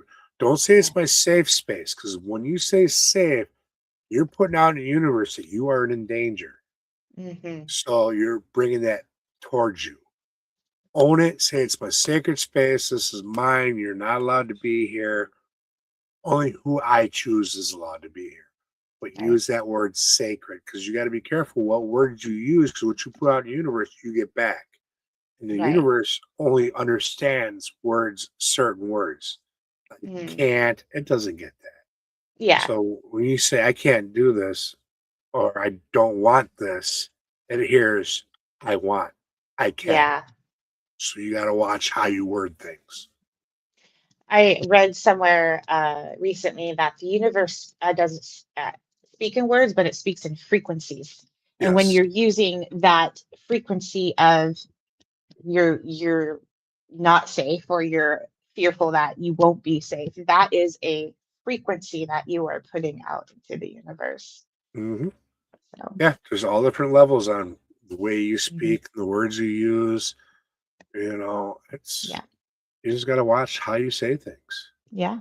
Think about when you talk to someone. You could say, oh, hi, how are you? Like, hey, how are you? Yeah. Which one are you going to want to be more interacting with? The more Mhm. upbeat versus the, oh, yeah, okay. And that's the different frequencies you're putting out. So you got to remember that when you're working with the universe or you're working in the paranormal, what you put out is what you're getting back. Exactly. And Sean says you should do a show on that. Definitely. UFOs at Gales. We Um, didn't touch on UFOs too much, but that could be a whole other show, I think, right? there's been up at Gales, there's been a lot of sightings. A lot of people have experienced things.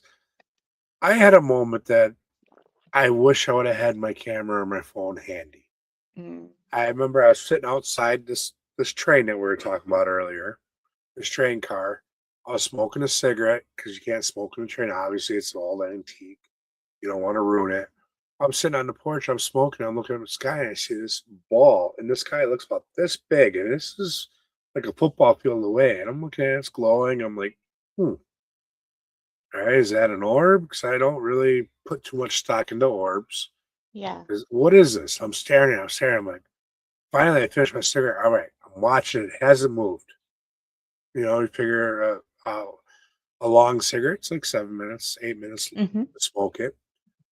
The minute I took my eyes off, went literally in the door, grabbed my phone, and come back out. 2 seconds. Gone. Nothing else. Nothing there. So was it a UFO? I don't know. Mm-hmm. I'm kind of leaning towards that side of things. But there's been others that have seen things in the skies up there. Mm-hmm. I've taken part in CE5 experiments, and we've tracked things in the skies that none of the equipment said that anything was there. It wasn't a plane. It wasn't a satellite. Everything was air traffic control was being monitored, and there are still things moving in the skies that, Yeah. we had no option of what it was. Yeah. And you said you don't put too much stock into orbs. I don't either. Yeah. I Especially believe they're photographic real. ones. I Yeah. believe they're real, but most of the people that you see, they say, oh, this is an orb. Well, there's bioluminescent bugs. There's dust that Mm-hmm. show up on our night vision cams. You can explain a lot of them. Now, there are some out there that you can't explain away. Yeah. And you can break down and go, well, maybe it is. They're balls of energy. That's all an orb is. And I believe in energy and transference of energy. So, yes, I do believe in them, but I don't put a bunch of stock into them. Yeah. Yeah. And I always tell people too, I have not seen one with my own eyes. I want to, hopefully one day. But everything that I've learned and been told from people who have been doing this for a very long time is that true orbs you can actually see with your naked eye. You don't Yep. need a night vision camera. You don't need your ring cam. You can see it with your own eyes. So Yeah. And if I was gonna say that something's an orb and be 100% sure on it, I better see it with my own eyes. Yeah. I got people who send me footage all the time that, hey, check this out. And you look at it, and maybe one out of every 1,000 or two literally is unexplainable. Hmm. Which then you're looking at, well, maybe it is an orb. Or a lot of it, like I said, bugs and dust. Yeah. I seen one the other day that I can't explain. It's in 10 below weather on a ring cam, so it can't be a bug. Right. And you don't see any snow flying or anything moving out in the yard, but you see this thing come into the frame and come back out. Hmm. That one I can't explain. Yeah. It should leave you speechless. That's what it should do. Yeah, it makes you wonder. And hopefully I'll have an opportunity here come spring to go out to this property and actually Mhm. investigate it. Awesome. I'm I was keep talking my to some fingers people about crossed it, for you. Yeah, right? that would be amazing. There's a Paulding, let's see. There's the Paulding lights. I've heard of Paulding lights. Heard of them. I've never Okay. experienced them. Orbs that Yeah. are unbelievably wild. Yep. Okay. Yeah, I've seen a few specials on the Paulding lights. Some say, "Oh, it's headlights from the road and this and that." Hmm. For me to say whatever it is, I'd have to go up and experience myself. Yeah. I think that's so true for so many of us investigators is that, like you said, we're investigators and Yeah. we can't make these things happen. So it's one thing to hear about the stories and about, the alleged activity, but we really do need to experience it ourselves and hopefully gather data as well, Yep. because that's also what we do as investigators and researchers is we're not just going there and recording or, just going to have fun. We have this data. And the hope is to be able to use it one day to prove one thing or another. Like Yep. that's real science. So Exactly. But yeah. you know what, though? The hard part with science and the paranormal is, if you think about it, how hard is it for us to get our kids to do the same thing multiple times in a row? Yeah. How are we going to get someone that we can't even see do the exact same thing multiple times in a row? Right. You Yeah. know, Yeah. so that's the hard part. But there are things that we can do that bring bring it to be the possibility Hmm. of being legit. I've known mediums that have gone out other teams, and the medium sitting in a corner kind of laughing at the team because the team's like, "Can you light this up?" And you're like, the dude's in the corner laughing at you, going, "I ain't fucking with this guy. Oops, sorry, my language. I ain't messing with this guy. I ain't gonna. Why do I want to interact with this guy? Yeah. And a lot of that's the energy we put off. Yeah. So Yeah. just the lack of evidence doesn't mean it ain't real. Exactly. All right, we'll take a couple more questions or comments here, and then we'll start wrapping up. Road trip to the Paulding Lights. That sounds like Come on, fun. find me a weekend I'm off, and let's do this. Okay, I'm gonna butcher this. Menominee? Menominee. Menominee, thank you. Yep, Man that's told the me that. tribe to the north of us. Okay. Big feet being an interdimensional being, travel in orb form. Oh, Yep. interesting. I haven't heard There's a that one. lot. Okay. There's a lot that believe that he travels in orb. Hmm. A lot of times you'll get the spaceship, the orb, and the Bigfoot all in one story. Mm, So that's where something, well, maybe he's from space. Um, in all reality, if it was me, if I had an alien ship that came down over my woods, I'd probably be going the other way too, and the orb would be following me. hmm. So I really don't know. Yeah. But yeah, with him being interdimensional, maybe he can shrink down into an orb. Maybe that's how he Hmm. moves so quickly. Hmm. I wouldn't doubt it. Hmm. Or What I like to perhaps it's not interdimensional. Maybe it's more astral projection. very well could be. You know, that's one thing. Have you done any study with astral projection? I haven't. All Mm, right. I yeah. would suggest looking up J.W. Prather and the Worldgate Travelers Project. He's Transfer. he's Okay. doing some stuff with astral projection and all about with science and doing this. He's taking ancient science and bringing it to the new era and monitoring everything while you do your astral projection. I had a chance to meet up with the man this summer. He's amazing, Interesting. Okay. phenomenal work. It's something to really look at. Okay. Okay. Awesome. So where can people find you? All right. Well, Bobbie RezNeck Calkins on Facebook. Bobbie RezNeck Calkins on TikTok. I'm just getting to the TikTok thing, so I don't have much up there. Red Road Paranormal on YouTube. Also, you can either email me at RezNeck, N-E-C-K-I-N-K, Inc. at gmail.com or Red Road Paranormal at gmail.com. I will put all of that in a comment after this goes live, guys, because I cannot type that fast. So I Yeah. shared with the community recently. I'm Yeah. like, you guys, I am so dyslexic. Truthfully, I could barely write my name. So yeah, it I took me a hunt and minute. peck. That's how I Yeah. type. Maybe you get a third finger up there once in a while. So don't feel bad. So I will get his email into the comments after this goes live. Yeah. Awesome. Does anybody else have any quick questions before we start wrapping up here?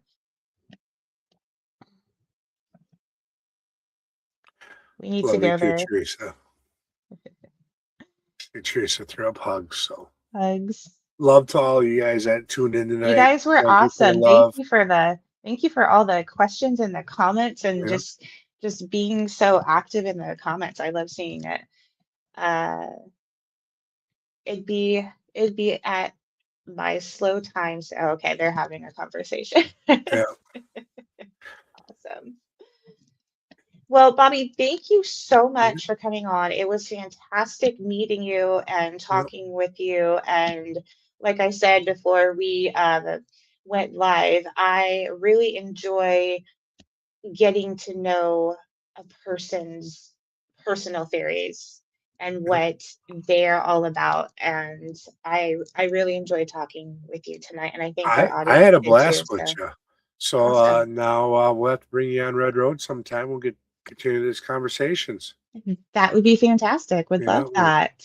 And we'll have to make sure Heather knows that, we have a rain check. She owes me one. Since Yes. she couldn't make it tonight, hopefully she's doing well and getting the rest she I needs. see. I'm going to talk to her first thing in the morning. Yeah, I'm Yeah. letting her rest. I'm not going to bug her. Yeah. Don't Um, bug her tonight. no, absolutely not. So, guys, I'm going to try and get some banners going up here. There we go. Follow us on Facebook, Ghost Education 101. We are also still working on that website, hoping to have it up in the next month or so. And join us January 28th with special guest. Oop, that was you. It had not been updated yet. Sorry. Oh, here it is. Barnaby Jones will be on the show. Sorry, guys. I'm a newbie here. That's okay. I Barnaby, know Barnaby. you. I will be on Yes. vacation next week, but Heather will be on, and she is going to be chatting with Barnaby Jones. So that is going to be fabulous. I am sure I'll be driving back home the next day. So hopefully I have I can get some good connection and I can actually rewatch while my husband's driving and I'm in the passenger seat. So, and then the week after that, Heather and I will welcome CPRI onto the show for a panel discussion on science and the paranormal. So Nice. thank you all so much. We had a blast, and we will definitely have Bobbie back on at some point in the future. And we will see you all later. Have a great night. Take it easy, guys.